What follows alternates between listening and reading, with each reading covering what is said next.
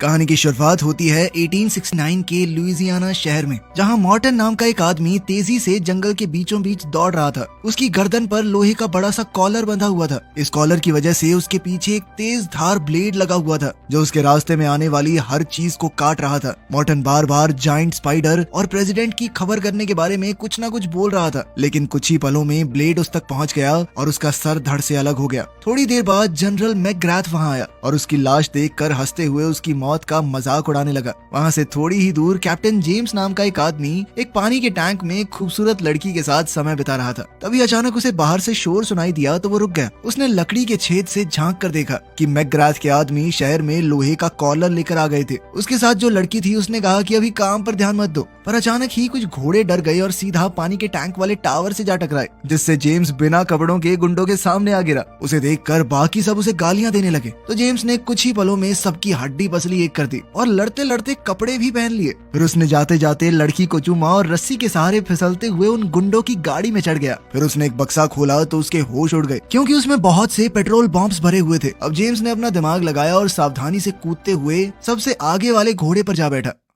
वहीं शहर में दूसरी ओर हम मार्शल गॉर्डन को देखते हैं, जो एक महफिल में लड़की बन के मैकग्राथ के करीब आने की कोशिश कर रहा था। लेकिन जब किसी दूसरे आदमी ने उसे छूने की कोशिश की तो उसने अपनी ड्रेस में छुपे हुए एक डिवाइस से उसे जोरदार मुक्का दे मारा। आखिरकार मैकग्राथ ने सबके बीच उसे चुन ही लिया। पर तभी एक दूसरा आदमी जो उसका दीवाना हो गया था, उसने मैकग्राथ से गॉर्डन को छीनने की कोशिश की तो मैकग्राथ ने उसे सीधा गोली मार दी। वहीं दूसरी ओर घोड़े भागते हुए एक पहाड़ी के नीचे गिरने ही वाले थे कि तभी जेम्स ने उन्हें ऐन वक्त पर रोक दिया। उसने दूर से बिल्डिंग में मैकग्राथ को देखा तो वो जल्दी से बिल्डिंग पर चढ़ने लगा। उधर गॉर्डन ने मैकग्राथ को हिप्नोटाइज करके उस पर काबू कर लिया था। उसने मैकग्राथ से पूछा कि तुमने किसके कहने पर एस्कोबार नाम के उस साइंटिस्ट को अगवा किया, पर तभी अचानक उसके डिवाइस ने काम करना बंद कर दिया तो गॉर्डन ने अपना चाकू निकाल लिया। उसी पल जेम्स खिड़की तोड़कर अंदर घुस गया और मैकग्राथ पर हमला बोल दिया। जेम्स मैकग्राथ पर गोली चलाने ही वाला था कि तभी गॉर्डन ने उसे रोककर कहा कि अभी हमें इसकी जरूरत है। उसी पल मैकग्राथ मौका देखकर जेम्स को दीवार की तरफ धक्का देकर वहां से भाग गया। तभी जेम्स उसके पीछे भागा और मेन एरिया में जाकर मैकग्राथ के गुंडों से लड़ने लगा।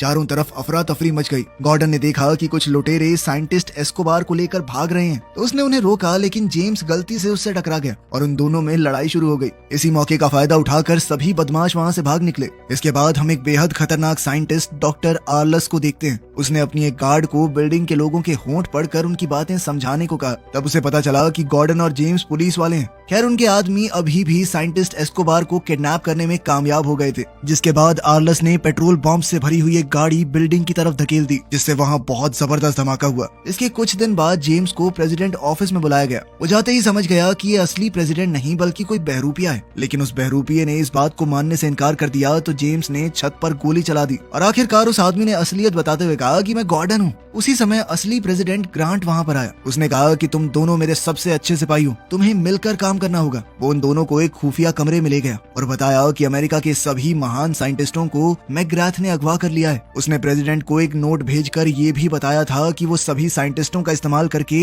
ऐसा हथियार बनवाएगा जो दुनिया में कभी किसी ने न देखा हो। मैकग्राथ चाहता था कि प्रेसिडेंट एक हफ्ते के अंदर इस्तीफा दे दे। गॉर्डन और जेम्स जानते थे कि मैकग्राथ एक पेशेवर कातिल है, लेकिन इतना चालाक नहीं है। वो जानते थे कि जरूर इसके पीछे कोई और मास्टरमाइंड है। तब प्रेसिडेंट ने उन्हें एक हफ्ते के अंदर अंदर उस मास्टरमाइंड को ढूंढने का ऑर्डर दिया। इस काम के लिए प्रेसिडेंट ने उन्हें अपनी एक स्पेशल ट्रेन भी दी। गॉर्डन बड़ी जल्दी से अपनी मोटरसाइकिल से वहां पहुंच गया और अकेला ही ट्रेन लेकर निकल गया, जबकि जेम्स अपने घोड़े पर उसके पीछे दौड़ता हुआ आया और कूदकर ट्रेन के अंदर पहुंचा। पर तभी एक खुफिया दरवाजा खुल गया जिसने उसे छत से सीधा अंदर गिरा दिया। अंदर जाते ही गॉर्डन और जेम्स में बहसबाजी शुरू हो गई और जेम्स ने गुस्से में उसे मुक्का मार दिया कि चुप हो जाना। तभी गॉर्डन कुछ अजीबोगरीब हरकतें करने लगा। अचानक उसने एक बटन दबाया जिसमें से हथौड़ा बाहर आया और सीधा जेम्स को जा लगा। तभी जेम्स सीधा एक पूल टेबल पर जा गिरा, जिसने अचानक उसे रस्सियों से बांधकर उल्टा कर दिया और अब वो रेल की पटरियों के सामने था। अब बदले में जेम्स ने एक चेन खींच दी, जिससे गॉर्डन की कुर्सी भी ऐसे ही उल्टी हो गई। आखिरकार उन दोनों ने फैसला किया कि सिर्फ प्रेसिडेंट के लिए मिलकर काम करेंगे।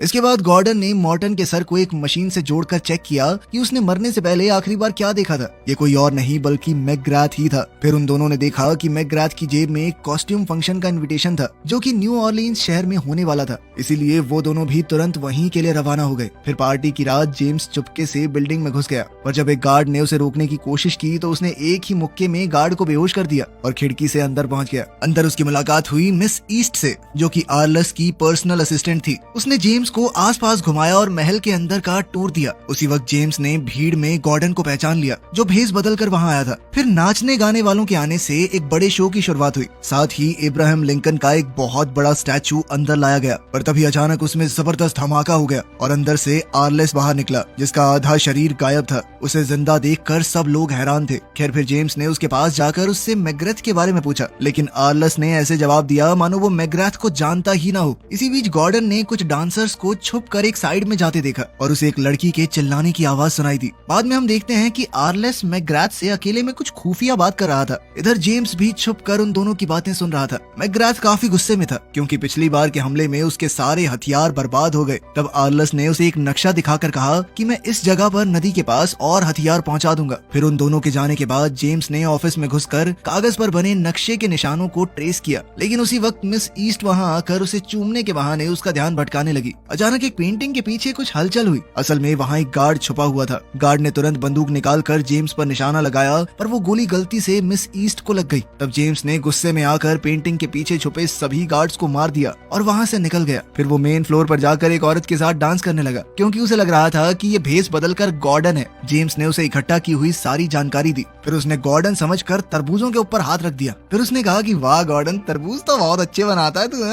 लेकिन तभी उस औरत ने उसे जोरदार थप्पड़ दे मारा। उसी समय गॉर्डन भीड़ में से बाहर आया और चिल्लाने लगा कि कितना गंदा आदमी है ये, फांसी की सजा होनी चाहिए इसे। अब वहाँ खड़े लोग जेम्स को पकड़कर बाहर ले गए। उधर गॉर्डन ने उस कमरे का ताला तोड़ डाला जहाँ से उसे चिल्लाने की आवाज आई थी। उसने देखा कि ये तो कुछ अलग ही तरह का कमरा है, जहाँ पर एक पिंजरे में रीटा नाम की लड़की कैद थी। तब गॉर्डन ने अपने स्पेशल डिवाइस से ताला तोड़कर उसे रिहा कर दिया। वहीं बाहर जेम्स गुस्साई भीड़ को किसी तरह से रोकने की कोशिश कर रहा था, उलझुल बातें बोल के। साथ ही उसने उस औरत से कहा कि मैं मजाक नहीं कर रहा था, मैं अपनाऊंगा इसे, मुझसे शादी करोगी। तभी गॉर्डन और रीटा एक बग्गी में उसे बचाने आ पहुंचे। उन्हें देखकर जेम्स ने भी प्लेटफॉर्म से छलांग लगाई और सीधा उसी बग्गी में पहुंच गया। तब रीटा ने बताया कि मैं कोई नाचने वाली नहीं हूँ, बल्कि साइंटिस्ट एस्कोबार की बेटी हूँ। मैं छुप कर अपने पिता को ढूंढने आई थी।